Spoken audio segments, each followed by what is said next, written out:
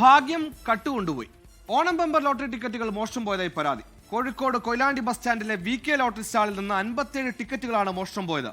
CCTVയിൽ പതിഞ്ഞ പ്രതിയുടെ ദൃശ്യങ്ങൾ കേന്ദ്രീകരിച്ച് പോലീസ് അന്വേഷണം തുടങ്ങിയിട്ടുണ്ട്.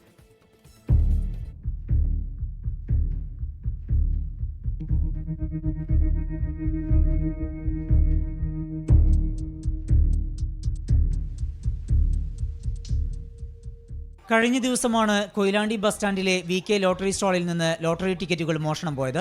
മോഷണത്തിന്റെ CCTV ദൃശ്യങ്ങൾ അന്വേഷണ സംഘത്തിന് ലഭിച്ചു. പ്രതി തന്ത്രപൂർവ്വം ലോട്ടറി ടിക്കറ്റ് കെട്ടെടുക്കുന്നതും അതിൽ നിന്ന് ഏതാനും ടിക്കറ്റുകൾ മാറ്റി അരയിലേക്ക് മാറ്റുന്നതും ദൃശ്യങ്ങളിൽ വ്യക്തമാണ്. ദൃശ്യങ്ങൾ സഹിതം ജീവനക്കാരനായ മുസ്തഫ പോലീസിൽ പരാതി നൽകി. മുമ്പും ഈ ലോട്ടറി സ്റ്റാളിൽ നിന്ന് ടിക്കറ്റുകൾ മോഷണം പോയതായി മുസ്തഫ പറഞ്ഞു.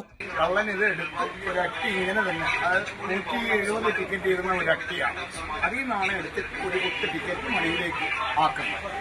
അപ്പൊ ഈ കള്ളൻ തന്നെയാണ് ഈ ഇതുപോലെ 3 പ്രാവശ്യം ഇവിടെ കളവ് നടത്തിയത്. 25 കോടി രൂപ സമ്മാനത്തുകയുള്ള 500 രൂപയുടെ ഓണം ബമ്പർ ടിക്കറ്റുകളാണ് മോഷണം പോയത്.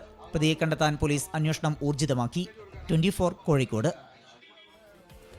ലോകത്തെവിടെയായാലും ഏത് സമയത്തും 24 വാർത്തകളും ഓഗ്മെന്റഡ് റിയാലിറ്റി പാക്കേജുകളും എക്സ്പ്ലെയിനറുകളും വിശദമായി കാണാൻ ഞങ്ങളുടെ YouTube ചാനൽ നിങ്ങൾക്ക് സബ്സ്ക്രൈബ് ചെയ്യാം.